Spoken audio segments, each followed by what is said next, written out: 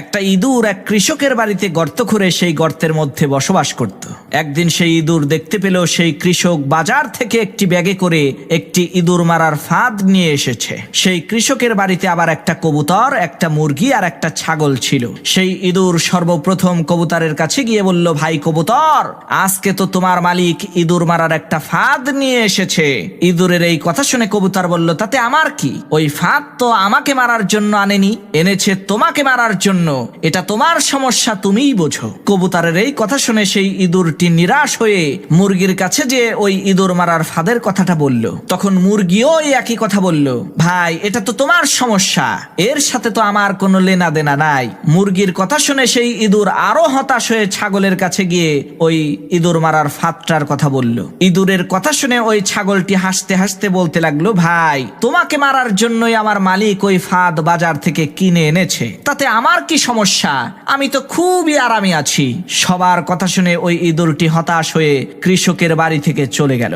এদিকে কৃষকের ঘরে পেতে রাখা ইঁদুর মারার ফাঁদের মধ্যে একটা সাপ আটকে গেল।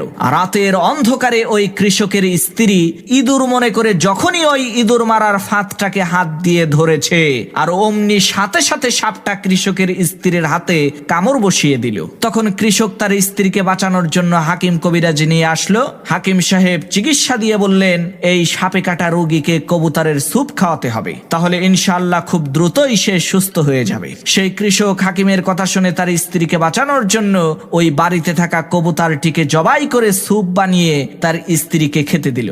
এদিকে তার স্ত্রীর অসুস্থতার কথা শুনে আত্মীয় স্বজনেরা তাকে দেখতে আসলো। তখন ওই কৃষক বাড়িতে থাকা ওই মুরগিটাকে জবাই করে গোশত রান্না করে বাড়িতে আসা মেহমানদেরকে আপ্যায়ন করলো। আল্লাহর কি কুদরত! কিছুদিন পর ওই কৃষকের স্ত্রী সুস্থ হয়ে গেল, যার কারণে ওই কৃষক আনন্দিত হয়ে তার বাড়িতে থাকা ওই ছাগলটাকে জবাই করে এলাকার লোকজনদেরকে দাওয়াত করে খাওয়ালো। প্রিয় ভাইরা আমার, আজকে আমাদের ফিলিস্তিনের মুসলমান ভাইদের বিপদ দেখে যদি আমরা হাসি ঠাট্টা করি, তাদের ব্যথায় যদি আমরা ব্যথিত না হই, তাহলে খুব শীঘ্রই আল্লাহ তাআলা আমাদের ওই মুসলমান ভাইদেরকে ইঁদুরের মতো দূরে কোথাও সরিয়ে নিয়ে যাবে, আর তাদের বিপদকে আমাদের উপরে চাপিয়ে দিয়ে আমাদেরকে কবুতরের স্যুপ বানিয়ে ছাড়বে।